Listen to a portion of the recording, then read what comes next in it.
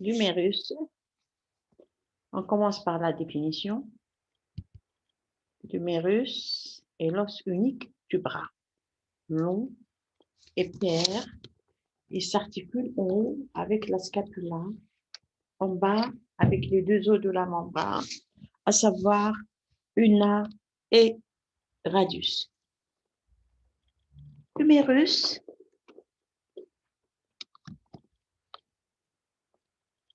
présente une diaphyse et deux épiphyses, distale et proximale. Voyez bien.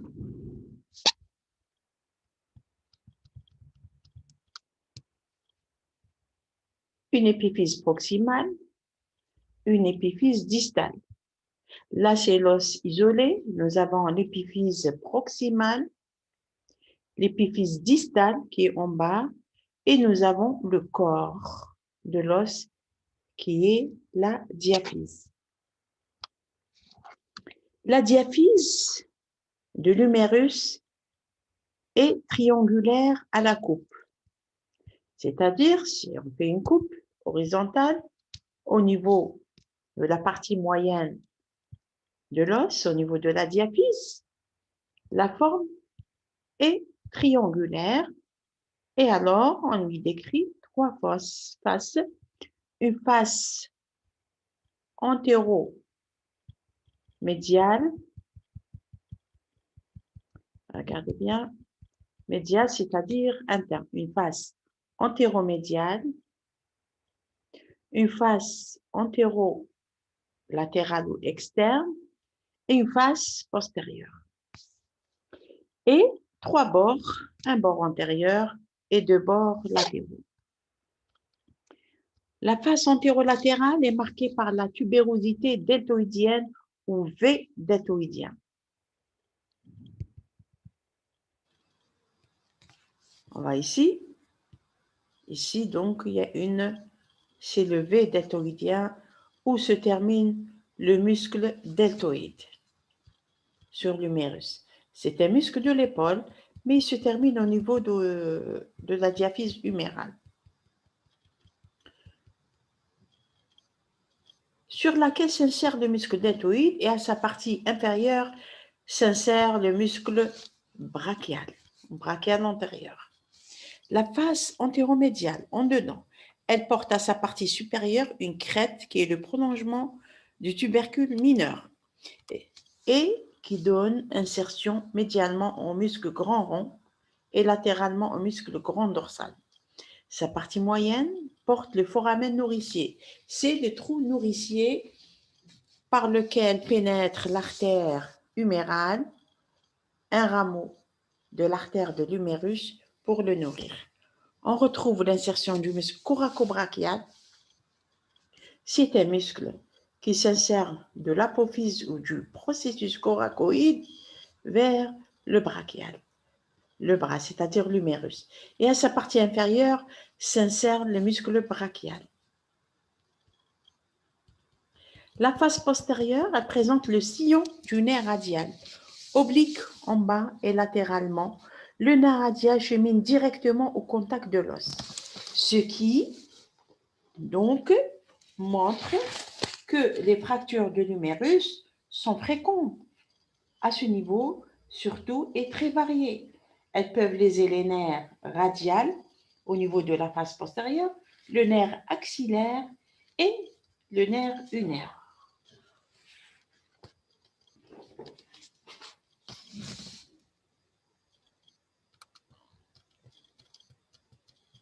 Au-dessus donc du sillon du nerf radial s'insère le chef latéral du muscle triceps brachial. En dessous s'insère le chef médial du muscle triceps brachial. Les bords, voici un schéma qui montre une coupe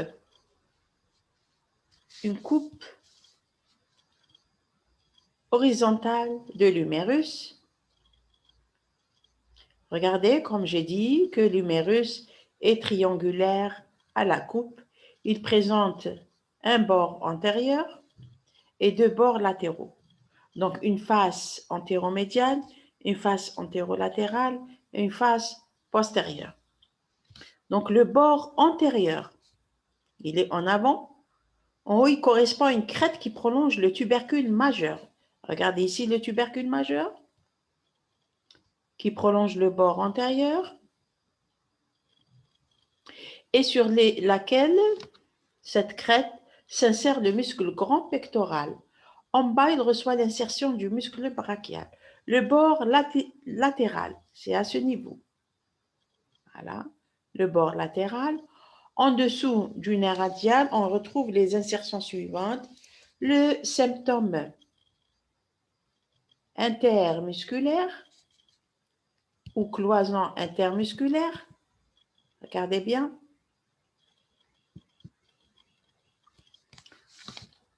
Regardez, c'est ça le septum intermusculaire. C'est la cloison intermusculaire. En dessous, regardez ici la face postérieure, c'est le sillon du nerf radial. Le sillon du nerf radial.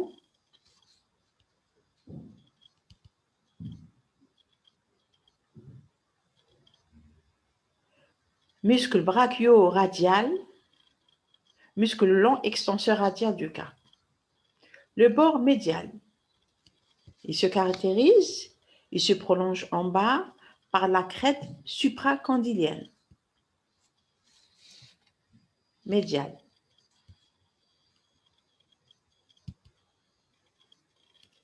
La crête supracondylienne médiane.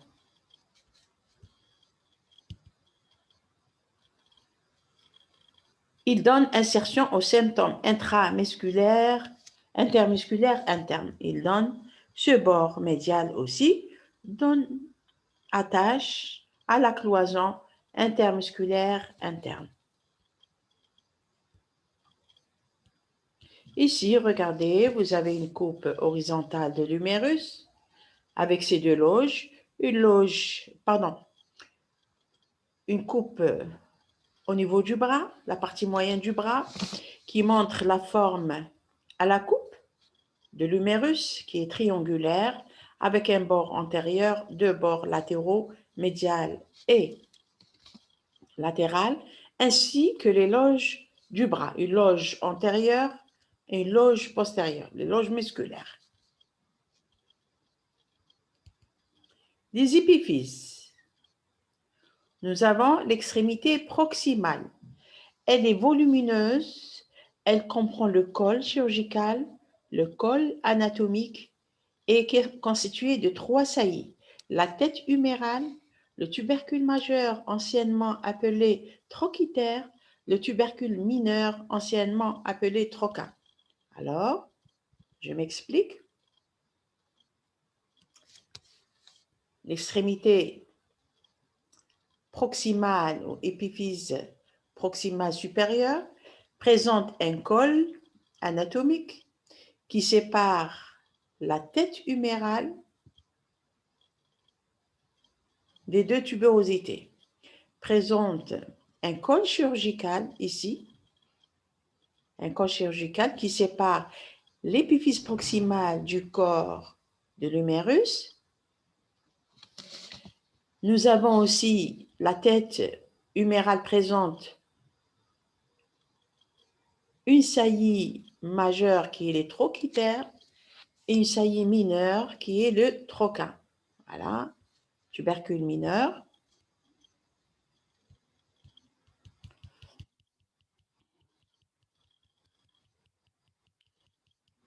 Le col chirurgical, comme je l'ai montré, est l'union de l'épiphyse proximale et la diaphyse.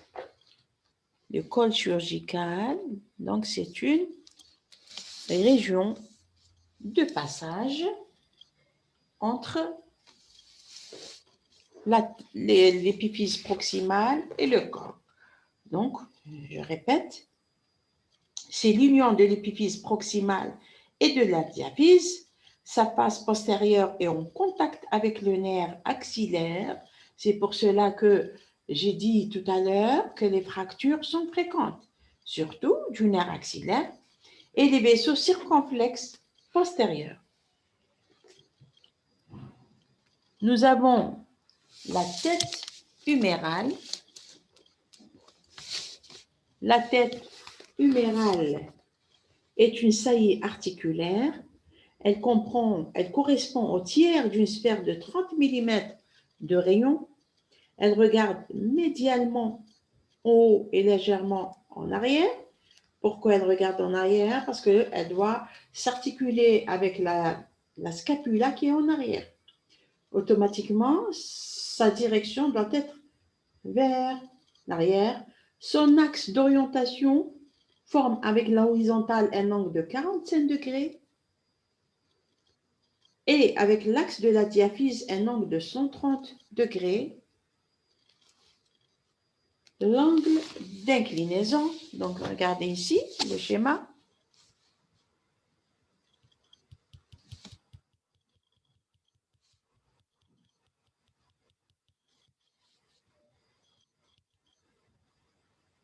Voilà, ce schéma qui montre donc l'angle d'inclinaison. Donc regardez, 45 degrés, l'axe qui passe par la tête et l'horizontale, et 130 degrés. 130 degrés, c'est avec l'axe de la diaphyse. L'angle d'inclinaison, avec le grand axe de l'épiphyse distale, un angle ouvert médialement et en arrière de 20 degrés, l'angle de déclinaison. Là, c'est l'angle d'inclinaison et l'angle d'inclinaison.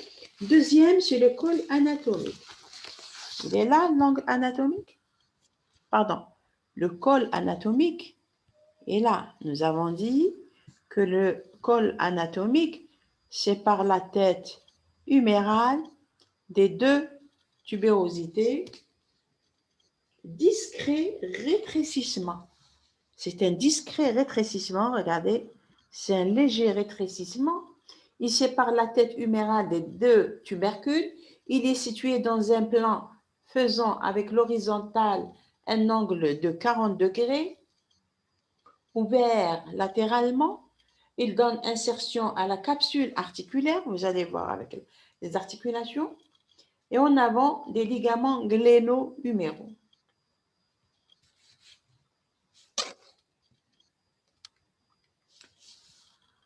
Le tubercule majeur, c'est une grosse saillie latérale. Regardez, le tubercule majeur, c'est une grosse saillie latérale. Il se prolonge en bas et en avant par la crête du tubercule majeur.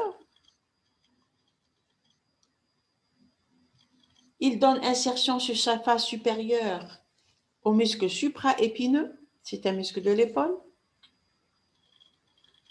et au faisceau latéral du ligament coraco-huméral. Coraco, de l'apophyse coracoïde vers l'humérus, sur sa face postérieure au muscle infraépineux et le petit rond.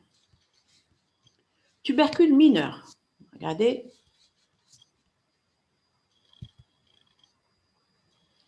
Regardez, tubercule mineur. Tubercule mineur aussi, c'est une petite saillie. Il se prolonge en bas par la crête du tubercule mineur. Il donne insertion en muscle suprascapulaire et sur son bord supérieur au faisceau médial du ligament coraco-huméral. Et là, nous avons un espace entre les deux saillies, entre le tubercule majeur et le tubercule mineur. Il s'appelle le sillon intertuberculaire. Sur ses lèvres, c'est-à-dire sur ses lèvres, sur ces deux bords, s'insère le ligament huméral transverse. Donc, il y a un ligament huméral transverse, donc dans l'horizontale, comme ça, dans ce sens. Et il est parcouru, ce sillon libre passage au long chef du biceps brachial entouré d'une gaine synoviale. Des rameaux articulaires vasculaire et nerveux. Nous avons vu toutes les parties de l'épiphyse proximale. Nous allons voir l'extrémité distale ou l'épiphyse. Voilà, regardez bien. Nous avons bien sûr un beau schéma. L'épiphyse distale, elle est aplatie par rapport à la tête humérale qui est arrondie. Elle est aplatie d'avant en arrière.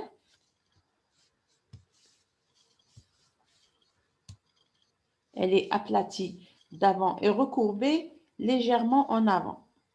Elle est en avant. Elle présente le condyle huméral.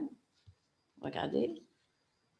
Le condyle huméral et les épicondyles. Les épicondyles, ce sont des surfaces para-articulaires, non articulaires. Là, cette partie, elle est articulaire en bleu, mais là, ce sont des surfaces para-articulaires. Le condyle huméral. Tout ça, le condyle huméral, regardez, quand même, il y a plusieurs surfaces articulaires. Regardez, en dehors, il y a le capitulum, il y a la zone conoïde, et plus en dedans, nous avons la trochlée. Alors, le condyle huméral, c'est une saillie articulaire. Il comprend le capitulum, la trochlée et une zone intermédiaire capitulo-trochléaire. Le capitulum huméral, regardez, est une saillie semi-sphérique. Elle n'est pas tout à fait arrondie, semi-sphérique, antérieure et latérale. Elle est en dehors et latérale. Il répond à la fossette articulaire radiale. Donc là, cette partie, elle est articulaire avec la tête radiale et surmontée par la fosse radiale. La trochlée humérale, regardez, en dedans, la trochlée humérale en forme de poulie s'enroule autour du bord inférieur de l'épiphyse. Elle présente deux versants, médial et latéral, séparés par une gorge. Regardez la gorge de la trochlée à trajet spiroïde. Le versant médial interne est le plus large et le plus saillant. Regardez ici, il est plus large et plus saillant.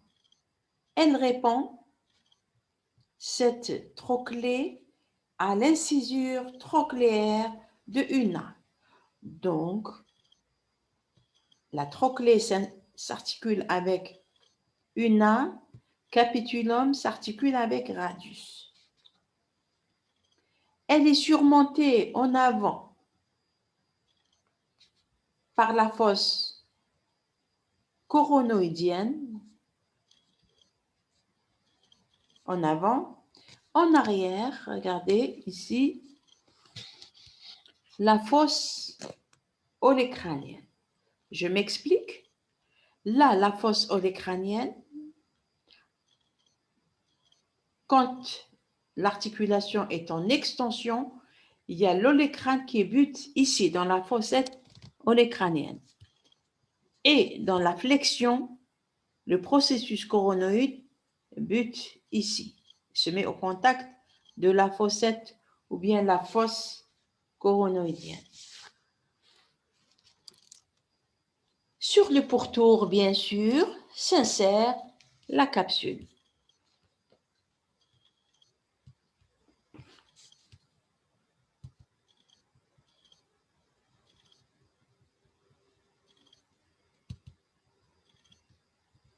Le radius, on passe au radius, et le radius est l'os latéral de l'avant-bras. Il est en dehors, regardez ici, regardez en rouge. Il s'articule en haut avec Una et le capitulum huméral. et en bas avec ulna et les condyles carpiens. Il présente comme tout os long une diaphyse et deux épiphyses. Une diaphyse, regardez, et deux épiphyses. La diaphyse, elle est concave médialement. Regardez, elle est bien concave et vers l'avant. Elle est cylindrique et rétrécie sur sa partie haute. Elle est cylindrique au niveau du col. Elle est cylindrique dans sa partie haute. Elle devient triangulaire, puis quadrangulaire vers le bas. Et on lui décrit trois faces et un bord principal. La face antérieure, qui donne insertion musculaire de l'avant-bras. La face postérieure et la face latérale en dehors. Très bien. Donc, et le bord médial. Nous avons, je répète, le bord médial, il est appelé bord interosseux. C'est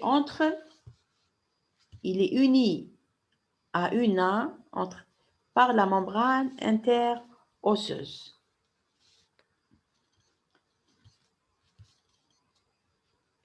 Oui, donc, à sa partie, le bord médial, à sa partie supérieure, on retrouve une saillie ovoïde à grand axe vertical, la tubérosité du radius.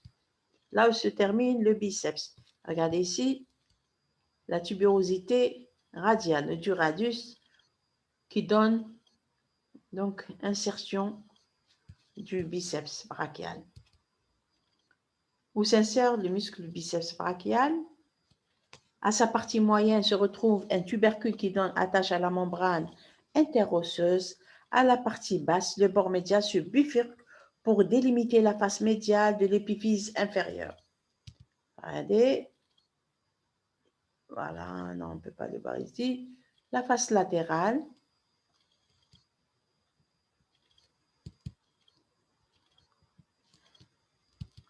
L'épiphyse proximale. L'épiphyse proximale. Le coup, le schéma. Oui, très bien. Là, c'est une photo prise d'une maquette au niveau du laboratoire. Regardez ici le radius. Et là, c'est un schéma. L'épiphyse proximale comprend la tête, le col et la tubérosité radiale. Le col, la tête et la tubérosité radiale. La tête, c'est un segment de cylindre. Regardez ici la tête en bleu. C'est un segment de cylindre. Elle est sur une coupe horizontale ovalaire à grosse extrémité médiale. Elle présente la surface, la circonférence articulaire radiale. Là, on la voit sur une vue. Donc, regardez la circonférence articulaire radiale. Partie périphérique de la tête radiale. Regardez, c'est la partie périphérique. Elle est moins haute latéralement. Elle répond à l'incisure radiale et au ligament annulaire du radius. Donc, l'incisure radiale de una. Donc, regardez, elle s'articule avec una en dedans dans la pronosupination.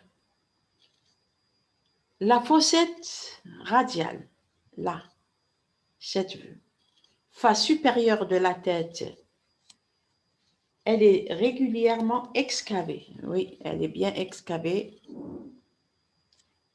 Elle répond au capitulum, donc elle s'articule avec le capitulum huméral et par son rebord médial à la zone, à cette partie, à la zone capitulo-trochléaire. Le col. Le col, c'est une partie rétrécie. Il donne insertion en muscle supinateur, sauf sur sa face médiale. La tubérosité radiale, c'est une saillie antéromédiale. Regardez, numéro 8, située sous le col. Sa moitié postérieure est en insertion au muscle biceps brachial. Regardez. Sa moitié antérieure répond à la bourse synoviale ou bien à la capsule. L'épiphyse distale. Schéma. Regardez l'épiphyse distale du radius volumineuse par rapport à l'épiphyse proximale et quadrangulaire. Regardez, quatre côtés. Elle présente 5 faces. Une face antérieure, légèrement excavée, donne insertion au muscle carré pronateur. Une face latérale, voilà, la latérale, une face latérale. Là, c'est la face médiale. Latérale, une face antérieure latérale.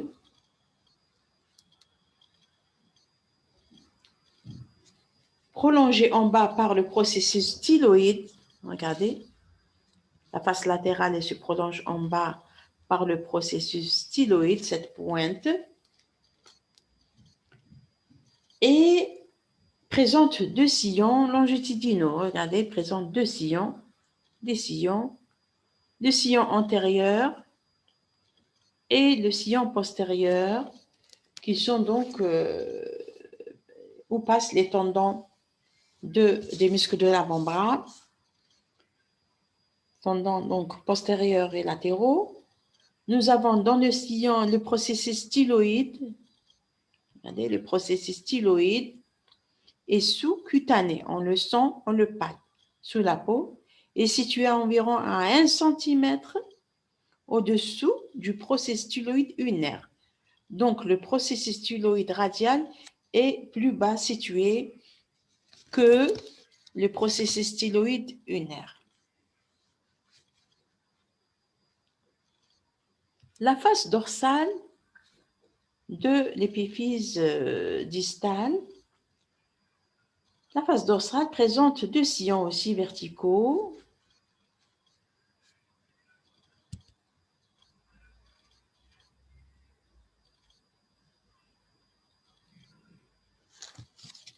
Nous avons aussi,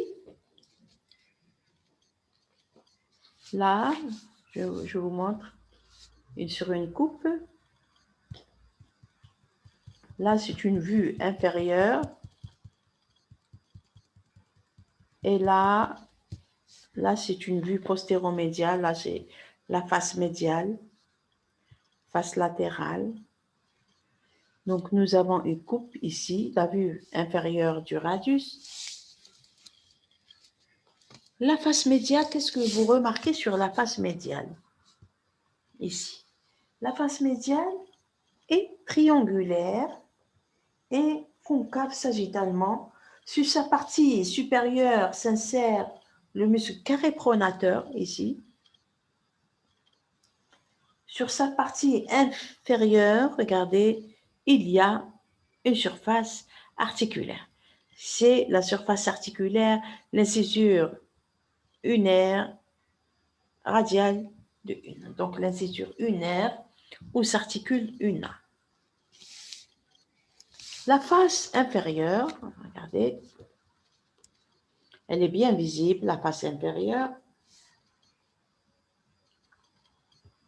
Surface articulaire carpienne. Donc, la face inférieure est au contact du carpe. Et donc, elle est excavée. Elle est divisée en 2 parties. Regardez, deux parties, une partie latérale, une partie médiale.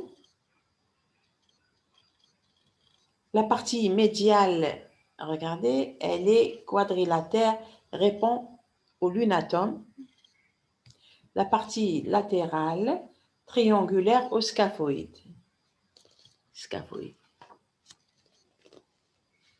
Pour le radius, le point d'ossification primaire est destiné à la diaphyse, 40e jour in utero, et 3 points secondaires à la tubérosité radiale, la tête articulaire et l'épiphyse distale.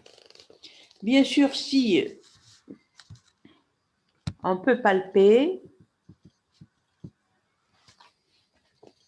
la tête du radius peut être palpée à la face postérieure du cou, dans la fossette olecrânienne, oui, latérale, surtout quand le coude est étendu, en extension. Elle est mieux repérer cette tête radiale pendant la pronation et la supination. Quand vous faites l'articulation, le corps du radius peut être identifié dans sa moitié inférieure, mais on peut le toucher. Le processus styloïde radial est palpable dans le fond de la tabatière anatomique entre les tendons extenseurs du pouce. Je vous remercie.